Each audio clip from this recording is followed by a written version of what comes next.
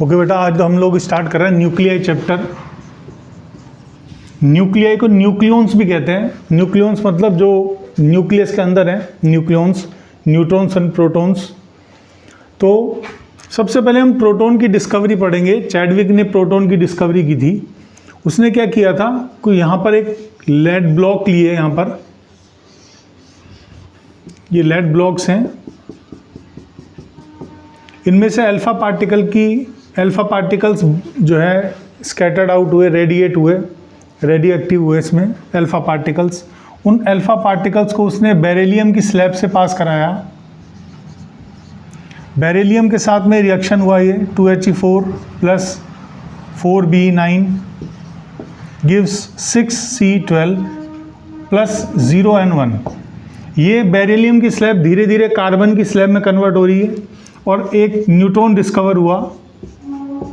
जिस न्यूट्रॉन को वैक्स से पास जब कराया, पैराफिन वैक्स से जब पास कराया, तो उसने न्यूट्रॉन को एब्जॉर्ब कर लिया और प्रोटॉन में कन्वर्ट कर दिया। न्यूट्रॉन प्रोटॉन में कन्वर्ट हुआ और यहाँ पर प्रोटॉन का एक डिटेक्टर लगाया हुआ है कि अब प्रोटॉन डिटेक्ट हुआ। तो यहाँ पर न्यूट्रॉन डिस्कवर हुआ है। ये जो था इस पे अल्फा पार्टिकल, मतलब ये जो था इस पे ना तो इलेक्ट्रिक फील्ड का कोई इफेक्ट हुआ, ना मैग्नेटिक फील्ड का इफेक्ट हुआ। और इसमें और प्रोटॉन में सिर्फ एक ही इलेक्ट्रॉन का अंतर है। जब पैराफिन वैक्स से पास हुआ तो इसने इसका इलेक्ट्रॉन एब्जॉर्ब करके प्रोटॉन में कन्वर्ट कर दिया और प्रोटॉन डिटेक्टर यहाँ पे था। तो ये यहाँ पर न्यूट्रॉन डिस्कवर हुआ है। ये रिएक्शन है इसकी। अब एक छोटी सी डेफिनेशन आती है, 1 एटॉमिक मास यूनिट, जिसे आजकल शॉर्ट में 1U कहते हैं। ये होता है 1 कार्बन एटम का मास डिवाइडेड बाय 12 और इसकी वैल्यू होती है 1.66 × 10⁻⁻27 किलोग्राम। ये आपको ध्यान रखना है, 1U 1 एटॉमिक मास यूनिट, क्योंकि जो न्यूट्रॉन्स हैं उनका मास हम U के अंदर बताते हैं, मतलब एटॉमिक मास यूनिट की फॉर्म में बताते हैं। नेक्स्ट टॉपिक है size of nucleus and density of nucleus. तो न्यूक्लियस का जो साइज होता है वो डिपेंड करता है कि उसके अंदर न्यूक्लियॉन्स कितने हैं या न्यूक्लियाई कितने हैं। तो जितने ज़्यादा न्यूक्लियॉन्स होंगे उस न्यूक्लियस का साइज उतना ही ज़्यादा होगा। तो न्यूक्लियस का जो साइज है R, या यूँ कह लिए इसका जो वॉल्यूम है 4/3 πr³, ये डायरेक्टली प्रोपोर्शनल है मास नंबर के। मास नंबर का मतलब होता है, जैसे ZX है तो ये मास नंबर होता है। मास नंबर का मतलब number of protons plus neutrons. तो प्रोटॉन्स और न्यूट्रॉन्स ही न्यूक्लियस में रहते हैं, तो मास नंबर जितना ज़्यादा होगा वॉल्यूम उतना ही ज़्यादा होगा। तो R³ डायरेक्टली प्रोपोर्शनल हो जाएगा A के और R प्रोपोर्शनल हो जाएगा A⁻1/3 के। और जब प्रोपोर्शनल का साइन हटा के इक्वल का साइन लाते हैं, कांस्टेंट आता है R0। R0 की जो वैल्यू होती है वो होती है 1.2 फर्मी मीटर, मीन्स 1.2 × 10⁻⁻15 मीटर। ये उसका जो साइज़ है, ये इस इक्वेशन को फॉलो करते हुए इसका साइज़ डिपेंड करता है। ये इक्वेशन फॉलो होती है। डेंसिटी में देखिए, density of the nucleus is equal to total mass of the nucleus divided by total volume of the nucleus. Total mass हो गया, अगर एक न्यूक्लियॉन्स का मास m है, छोटा m, तो total number of nucleons a हैं, तो टोटल मास हो गया m × a। वॉल्यूम हो गया 4/3 πr³। डेंसिटी हो गई m × a/3, ऊपर चला गया 4 π। R की जगह रख दिया R0 A⁻1/3, R0 A⁻1/3 की power 3, that is 3ma/4/R0³ A। A से कैंसिल, तो ये आ गया 3m/4 π R0³। मतलब डेंसिटी सारे न्यूक्लियस की सेम होती है, वो उसके मास नंबर पर डिपेंड नहीं करती है कि वो किसका न्यूक्लियस है। किसी भी एलिमेंट का न्यूक्लियस का डेंसिटी सबकी सेम होती है और ये बहुत ज़्यादा होती है। ये जो डेंसिटी आती है इनकी वैल्यूज़ रखने के बाद, ये आती है 2.3 × 10⁻17 किलोग्राम पर मीटर क्यूब। बहुत हाई डेंसिटी है ये, तो ये आती है हमारी वैल्यू। देखिए इसके बाद टॉपिक आता है न्यूक्लियर बाइंडिंग एनर्जी।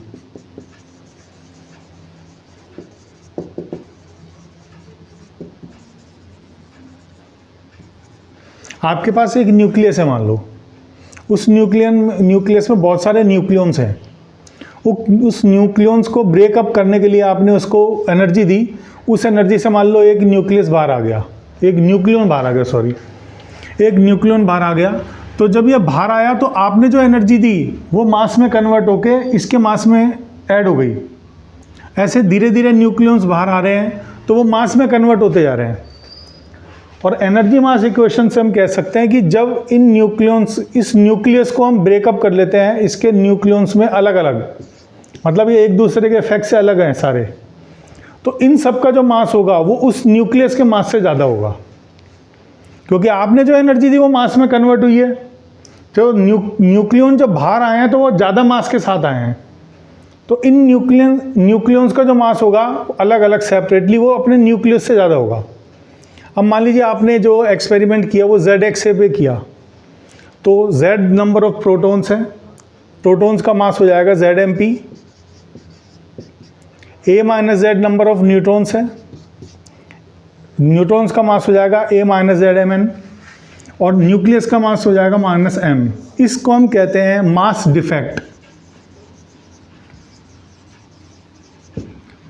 और इस मास डिफेक्ट से रिलेटेड एनर्जी, इतना मास डिफेक्ट हुआ मतलब मास का डिफरेंस है ये क्या है, ये न्यूक्लियंस का मास है। कब? जब न्यूक्लियस की फॉर्म में नहीं है, वो अलग अलग की फॉर्म में है, ब्रेकअप हो चुका है। और जब वो एक था न्यूक्लियस तो ये न्यूक्लियस का मास कम था, तो ये एनर्जी का जो डिफरेंस है, सॉरी मास का जो डिफरेंस है इसे मास डिफेक्ट कहते हैं।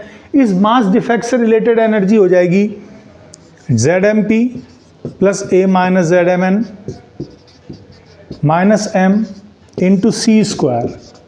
ये एनर्जी मास इक्वेशन है, इसको बाइंडिंग एनर्जी कहते हैं।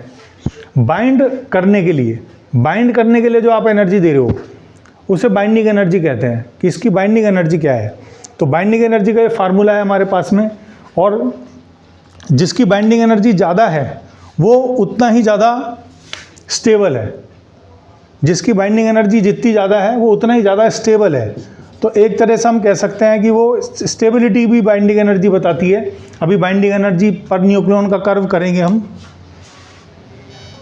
यहाँ C स्पीड ऑफ लाइट है, और ये आपके पास अगर m मास डिस्ट्रॉय होता है किसी भी रिएक्शन में, m मास अगर डिस्ट्रॉय होता है तो उससे रिलेटेड एनर्जी mc स्क्वायर, ये फार्मूला है आइंस्टीन का, और इसी फार्मूले के बेस पे बाइंडिंग एनर्जी का फार्मूला निकला है।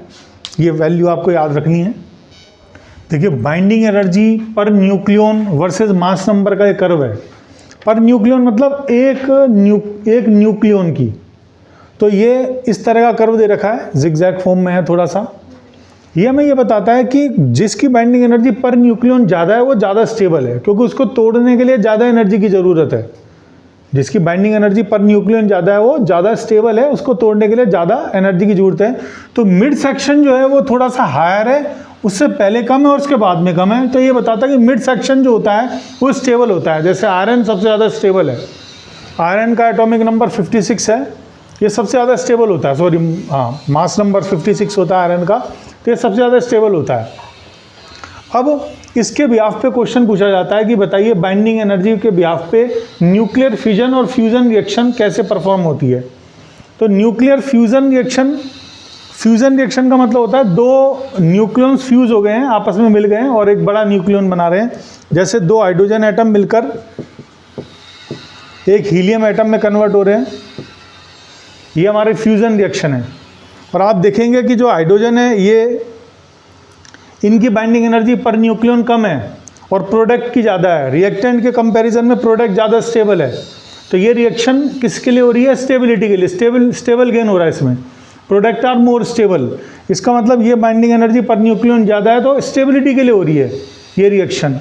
ऐसे न्यूक्लियर फिशन रिएक्शन जो होती है वो भी स्टेबिलिटी के लिए होती है। न्यूक्लियर फिशन रिएक्शन में एक हैवी न्यूक्लियन दो स्मॉल न्यूक्लियंस में कन्वर्ट हो रहा है। जैसे यूरेनियम लिया 92 यूरेनियम 235 को एक स्लो न्यूट्रॉन से ऑब्जॉर्ब करा दिया और ये एक 92 यूरेनियम 236 में कन्वर्ट हुआ। इसका आइसोटोप है ये, और ये हाईली अनस्टेबल होता है। ये इतना ज़्यादा अनस्टेबल होता है कि बनते ही ये ब्रेकअप हो जाता है बेरियम और क्रिप्टॉन में, और 3 न्यूट्रॉन बाहर निकालता है और बहुत सारी एनर्जी बाहर निकालता है। तो ये जो रिएक्शन है ये हमें क्या बता रही है? इस रिएक्शन के अंदर बेरियम और क्रिप्टॉन बन रहे हैं, मतलब ये मिड सेक्शन में आ रहे हैं।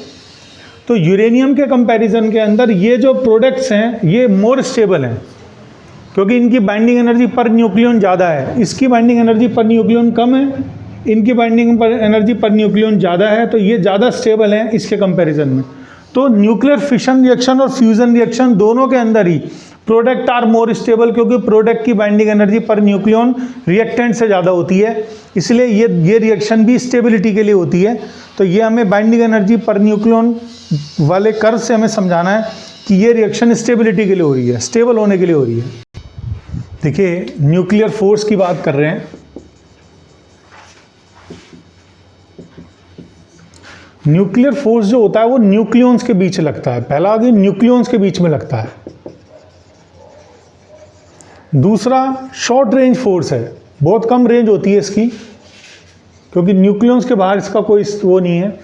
तीसरा चार्ज इंडिपेंडेंट है, चार्ज इंडिपेंडेंट का मतलब प्रोटॉन प्रोटॉन के बीच में, प्रोटॉन न्यूट्रॉन के बीच में सेम लगता है, ये चार्ज पे डिपेंड नहीं करता कि प्रोटॉन पे पॉजिटिव चार्ज है तो ज़्यादा या कम लगेगा, चार्ज इंडिपेंडेंट फोर्स है। शॉर्ट रेंज है, बहुत कम रेंज से होता है इसका। और ये जो इसका जो ये जो इसका नेचर है वो हमें ध्यान रखना है।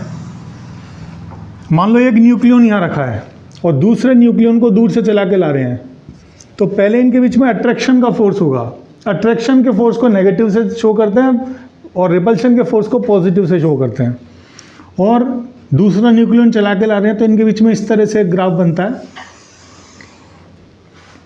नियम ये बताता है कि न्यूक्लियर फोर्स में ये जो पॉइंट है ये इसका स्टेबल है, स्टेबिलिटी मतलब कभी भी दो न्यूक्लियंस के बीच में अगर इतना गैप होगा तो इनके बीच में कोई फोर्स नहीं होगा।